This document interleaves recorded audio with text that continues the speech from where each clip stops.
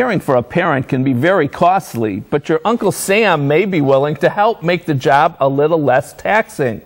Here to help us save some money is my law partner, who is worth at least $1 or $2, maybe $1 million, at least his advice is, Mike Solomon. Thanks for joining us today. All right, Mike, so as our parents age, the burden for care often falls, at least in part, on the kids. And many of us help our parents financially or in other ways with living expenses, medical expenses, other costs.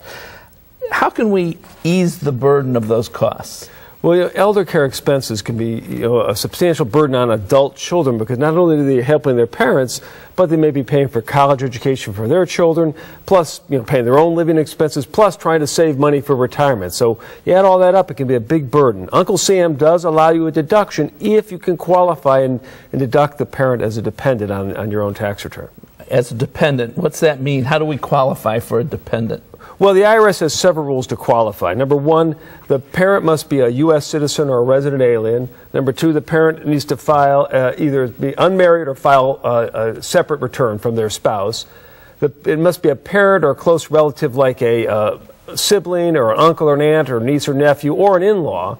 And then the gross income of the parent must be $3,700 or less. Now, what's important to note here is it doesn't include Social Security. Does not include Social Security. Right, so that's a big benefit to make sure that you can qualify for the $3,700 rule.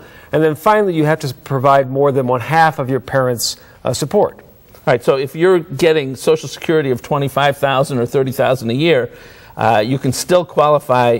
If your parent, rather, is getting income of $25,000 or $30,000 a year, you can still take your parent as a deduction, as a dependent, as long as the other income is less than $3,700 a year. That's right. Now, what if your parent has stocks or bonds or bank accounts that's generating interest or dividends, which adds and puts them over that $3,700? Well, you can do some other planning. For example, you might have the parent give away the stocks or bonds or mutual funds to their children, and then that income, the future income on those investments, are now taxed to the children, not to the parent. And unlike the Medicaid rules, which you talk about on the show a lot, where you have these 5-year look-backs and this, that, they don't have that. So as long as they shift the assets, then going forward, that income is the child's, and the parent may qualify at that point for that rule. The more difficult one is with an IRA, because you can't give away an IRA. You basically have to cash it in. So if it makes sense, I mean, it's a big penalty. You cash in the IRA, you pay the IRS a lot of money. But if it makes sense in your overall plan, maybe it is time to cash it in, give the money to the kids, and then you don't have that income. Or possibly even converting the IRA to a Roth. Then the future Roth payments are not income. So either of those might work for you. All right, let's take that. Just if you have an IRA, you cash it in, you pay an income tax, but you're going to pay the tax at some point. You're just paying it earlier rather than later. That's right. So if you cash it in, you give after you pay the tax, you give the rest to your kids, then the income no longer is yours. That's right. So you have a $100,000 IRA, cash it in, pay the IRS maybe $20,000 or $30,000, give the rest of the money to your kids. No gift taxes to worry about with this.